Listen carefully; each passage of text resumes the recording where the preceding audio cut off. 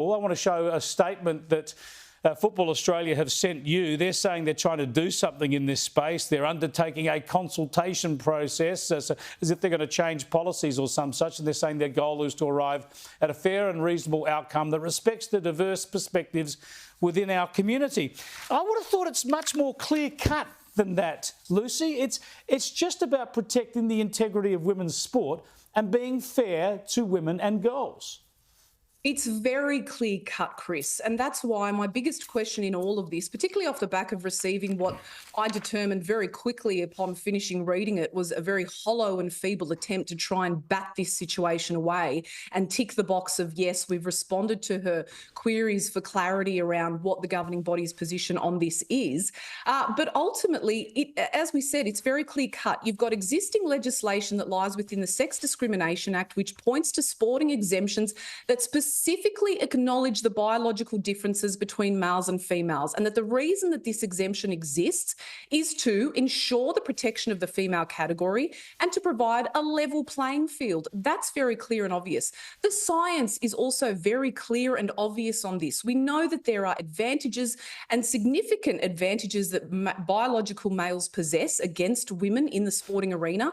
It's why these categories were created in the first place. We've seen a host of other major governing bodies across the world, like World Aquatics and World Athletics, lean on the science, and reputable science as well, by the way. Yep. Not some, nebulous terms that have been thrown around by so-called academics. And we've also seen 26 academics lodge complaints against the International Committee's stance. I mean, it seems as though for many of these organisations who are choosing to stand by this concept of only being able to compete in sport as one's affirmed gender and their identity, it seems that they're hell-bent on not just destroying their credibility, but also ignoring the truth and the biological facts that are very deeply rooted in science and a deep acknowledgement across everybody. I mean, you don't have to be a medical practitioner or a scientist or a sports administrator to recognise that these differences exist. But now, somehow in 2024, the truth is the most controversial and perverted thing that we can point to in this.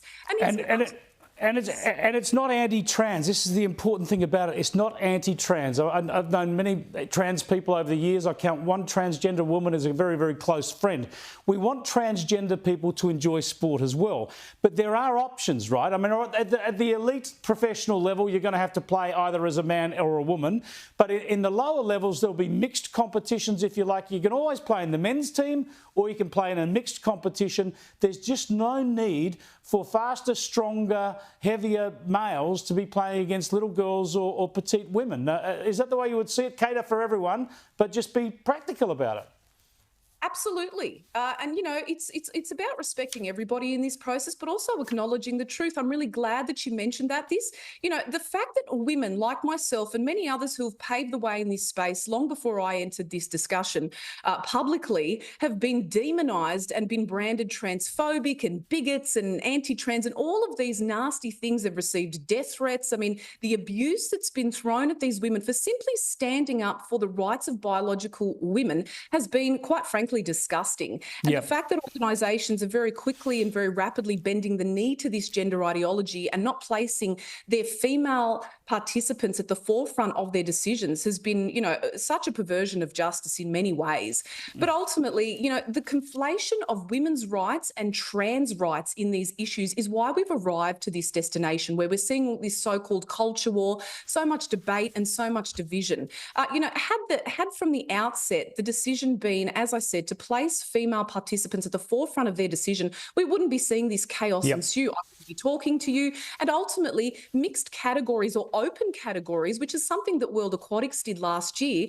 They announced an open category for swimmers at the Belgium Championships, and lo and behold, Chris, guess what? Nobody turned up. Why didn't turn up, right? Kieran Perkins, who's the CEO of Sport Australia, has really been, and what I will say, been so disappointing when it comes to the stance on this and the position on this. He has said ultimately that anyone that's basically coming out about this can be attributed to being a bigot and for having these... It's weak. It's weak. They don't want to get the criticism, and it's one of the reasons... It's one of the reasons I admire you so much, Lucy, for speaking out on this. All power to you, and I hope we can catch up again.